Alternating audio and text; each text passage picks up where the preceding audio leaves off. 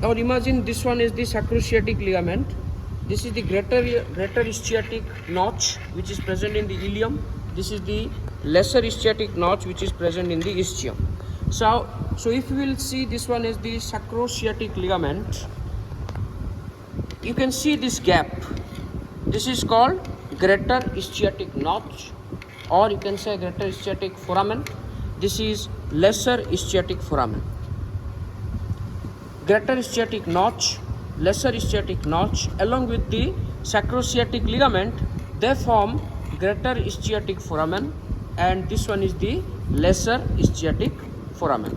You can see this is the sacrosciatic ligament. This is the sacrosciatic ligament, and this is the foramen. This is the greater ischiatic foramen, and this one is the lesser ischiatic foramen. This one, lower one, is the obturator foramen. So greater ischiatic foramen, lesser ischiatic foramen, this one, and this is the sacrosciatic ligament. So if you will see the sacral plexus, the nerves coming out from the sacral plexus, if you will see,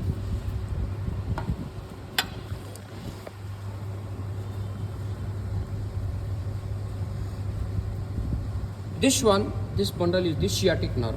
So every nerve from the sacral plexus, they originate at the medial aspect, they travel through the greater ischiatic notch, and finally they come to the lateral aspect. You can see the lateral aspect. This nerve which we see here, this is the pudendal nerve. This is not included in the sacral plexus, this is a separate one. This is the pudendal nerve. So if we come to the lateral aspect, I will reflect the biceps femoris, I will reflect the middle gluteus, then this is the deep gluteus. Now the nerves which we can see here,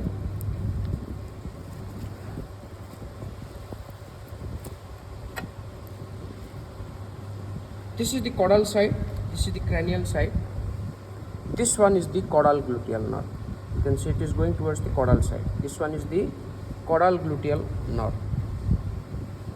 Now it will innervate the caudal aspect of the middle gluteus and also deep gluteus, and it will also give branches to the semitendinosus because it is going towards the caudal side. This is the caudal gluteus, gluteal nerve. Now this one is the cranial gluteal nerve. You see this is cut, this one is the cranial gluteal nerve. It will innervate the cranial aspect of the middle gluteus, then deep gluteus, and it will also innervate this one, tensor fascia lata. Tensor fascia lata. So this is the caudal gluteal nerve, this is the cranial gluteal nerve.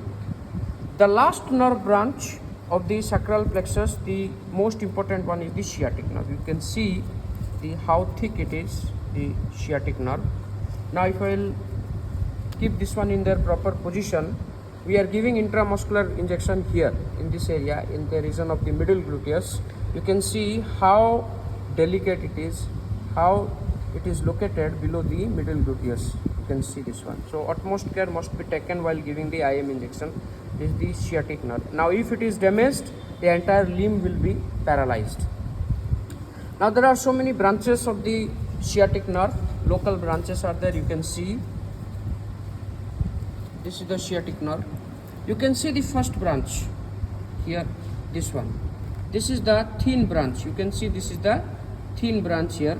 Now it is going towards the caudal side and entering into the, this one is the lesser ischiatic foramen. You can, if I trace it, you can see this one, lesser ischiatic foramen. So finally it will innervate the obturator internus muscle. So the branch, thin branch which is coming out of the ischiatic nerve, this one just below the caudal gluteal nerve, this one is the thin branch. It is going caudally and entering into the lesser ischiatic notch, and finally it will innervate the obturator. You can see the internus muscle. This is the lesser ischiatic foramen, obturator internus muscle. Now next branch is below that. This is the small branch. You can see this is the thin branch which is going to the obturator internus through the lesser sciatic foramen. Now this is the small branch which is coming out of this sciatic nerve, this small branch. Now this muscle is the gemellus. This is the gemellus muscle, and then oral to it is the quadratus femoris. So this small nerve branch will innervate the gemellus and quadratus femoris muscles. This one, this is the gemellus. This is the small nerve branch. Okay. Then the sciatic nerve, you see, it is descending downwards. It is descending downwards. In between, this is the reference point. This is the major, trochanter major of the femur. So it travels or it descends in between trochanter major of the femur. This one, trochanter major of the femur.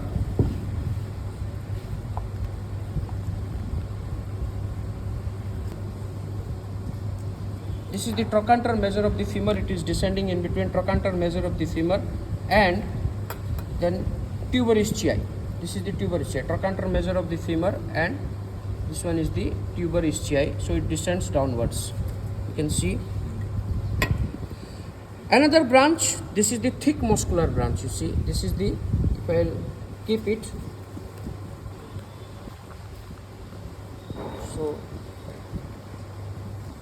so this is the thick muscular branch. You see where it is going. This is the biceps femoris, and below that is the semitendinosus. Thick muscular branch, biceps femoris and semitendinosus.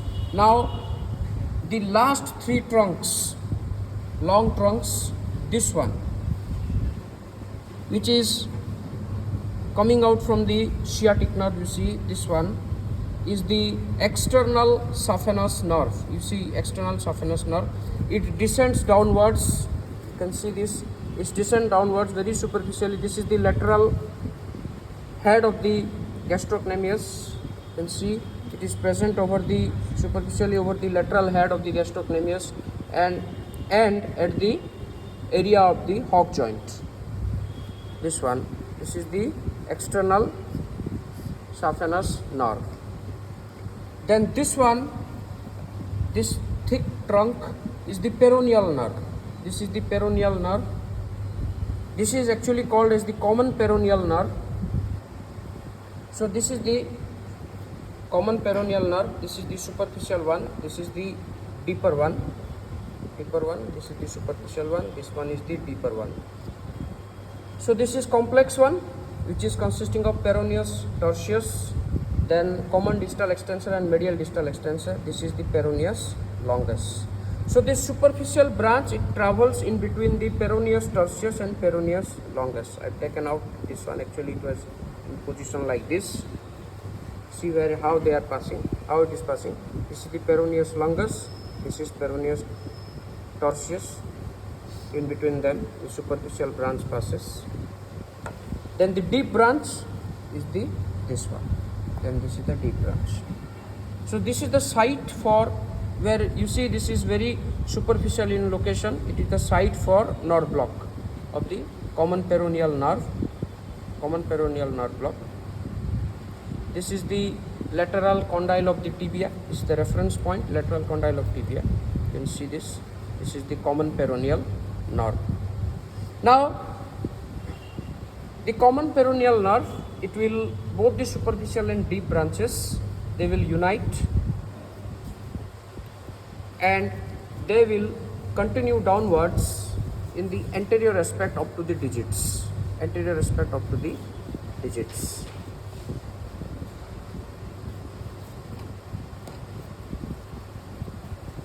So this was the external saphenous nerve. This one was the common peroneal nerve. Then you can see this is the external. Another one, little bit deeply located. This one is the peroneal. You can see common peroneal. This one is the more superficial one, very thin one. This one is the external saphenous, and this one is the tibial. This one is the tibial. Now you see where it is inserting. This is the lateral head of the gastrocnemius. You can see this is the lateral head of the gastrocnemius. And the other side there will be medial head of the gastrocnemius. Now it is inserting in between the lateral and medial head of the gastrocnemius, this tibial nerve. Now if I will go to that side where I have reflected, you will see this is the semimembranosus. I have to reflect the semimembranosus. You can see this is the semimembranosus. I have to reflect. This is the semitendinosus. I have to reflect. Then I can see this is the semimembranosus. I have reflected. This is semitendinosus. I have reflected. Then this is the medial head of the gastrocnemius. This one is the medial head of the gastrocnemius. Now if I remove this, I can see the SDF. This is the SDF. And this is the popliteus. This is the popliteus muscle. This is the SDF muscle. And this one is the DDF. This is the DDF. This is the 3 branch of DDF. This is the superficial one or posterior one. This is the medial one, and this is the deep one. So this total is 3 parts of DDF. This is the superficial distal flexor. So you can track the tibial nerve. You see, this is the tibial nerve. So if I will little bit reflect the medial head of the gastrocnemius, I can see one branch is coming out from the tibial nerve. This branch is coming out from the tibial nerve. This is the tibial nerve. This branch is coming out of the tibial nerve. Now it is the combined branch which is going to both popliteus and deep distal flexor. Deep distal flexor and popliteus. This is the tibial nerve. So this tibial nerve, if you track, you can see this is the course of the tibial nerve. This is the course of the tibial nerve. And actually it is the site of the nerve block of the tibial nerve. Now this tibial nerve will continue downwards in the plantar aspect or in the plantar aspect. So common peroneal will continue at the anterior aspect of the digit, whereas tibial nerve will continue up to the digit at the plantar aspect or posterior aspect. So this is the site of nerve block, you can see, of the tibial nerve. The reference point is this one. This is the point of hock, or you can say tuber calcis of the fibular tarsal bone. So I can take, you can see, a hand breadth. You can see if this is the location of the tibial nerve. I can see a hand breadth from the tuber calcis, hand breadth, and 1 to 2 centimeter anterior. This is the site of nerve block of the tibial nerve. A hand breadth above and 1 to 2 centimeter anterior. This is the site of nerve block of the tibial nerve.